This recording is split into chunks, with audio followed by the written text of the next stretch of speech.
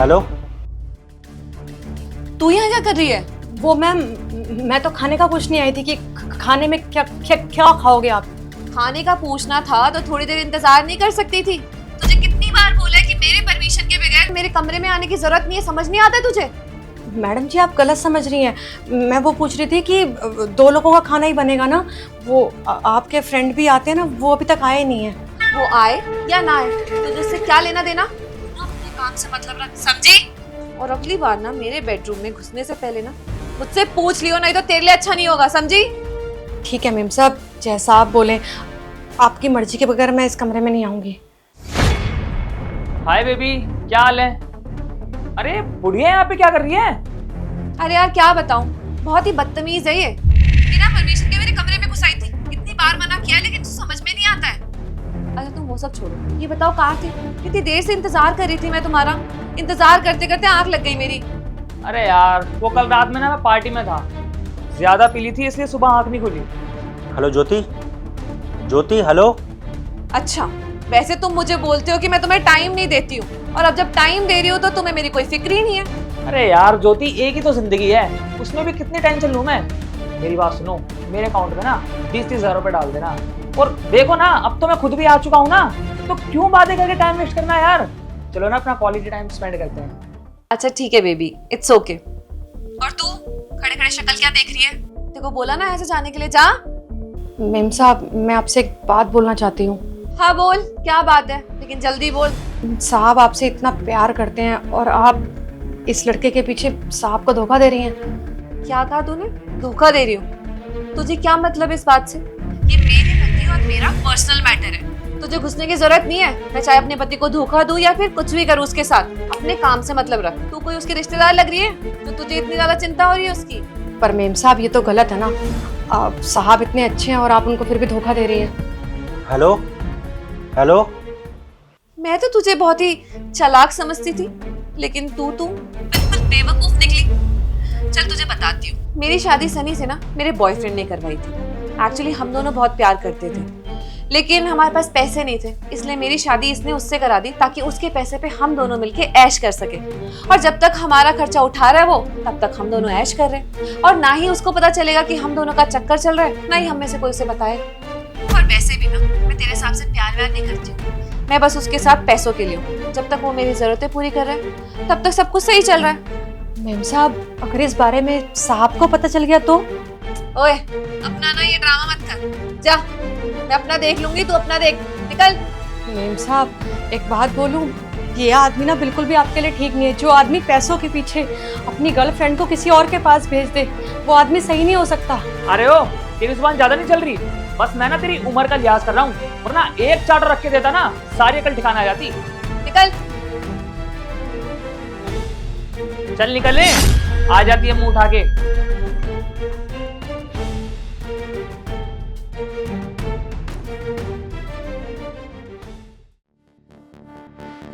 यार उस बुढ़िया ने ना खामा का टाइम वेस्ट कर दिया हमारा। वैसे यार एक बात तो है, तुम्हारे पास बैठ के ना सब कुछ भूल जाता हूँ, मेरे दिमाग में सिर्फ तुम रहती हो।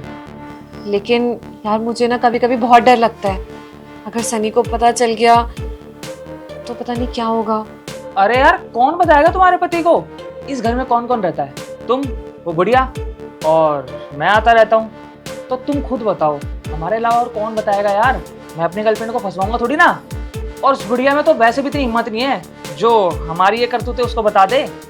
बिल्कुल सही कह रहे तुम, इस बुढ़िया की तो हिम्मत है नहीं कि मेरे पति को कुछ बता दे। और क्यों ही बताएगी, मैं बिना खामखा की टेंशन ले रही हूँ। छोड़ो ना, तुम बैठो यहाँ पे, मैं अभी आती हूँ।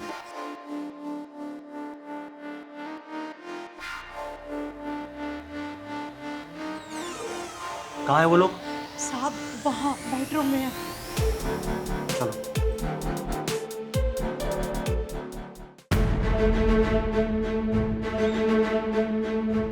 Good afternoon. अगर नींद पूरी हो गई हो तो उठ जाओ।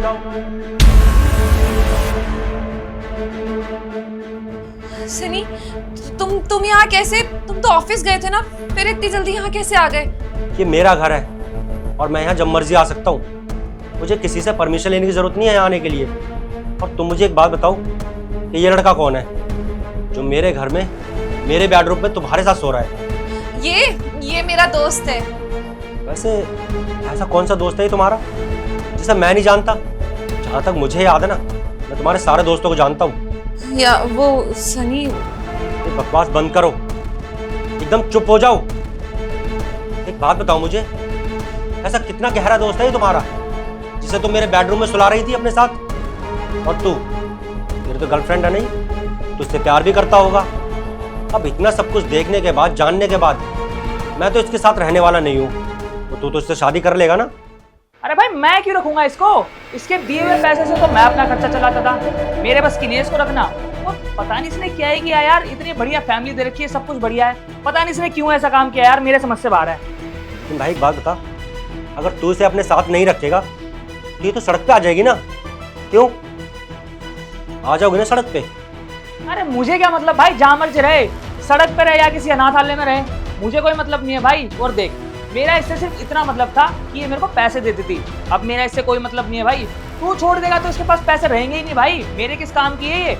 और सुन, मेरा कोई मतलब नहीं है तेरे से, जा रहा हूँ मैं, चल हट। साहिल, साहिल मेरी बात सुन। साहिल। अरे ज्योति, तुम्हारा आशिक तो चला गया, अब क्या करोगी तुम? सनी ऐसा कुछ भी नहीं है। मैं उससे कोई प्यार व्यार नहीं करती हूँ, मैं सिर्फ तुमसे प्यार करती हूँ और जिंदगी भर तुम्हारे साथ ही रहना चाहती हूँ। क्या कहा तुमने? कि तुम मुझसे प्यार करती हो, लेकिन अभी थोड़ी देर पहले तुमने क्या कहा था? कि तुम मेरे साथ सिर्फ पैसों के लिए थी। सच्चा प्यार तो तुम अपने उस आशिक से करती थी ना, जो अभी भाग गया यहाँ से। मैंने कब कहा ऐसा? अच्छा ठीक है, तो जरा एक बार अपना फोन तो चेक कर लो।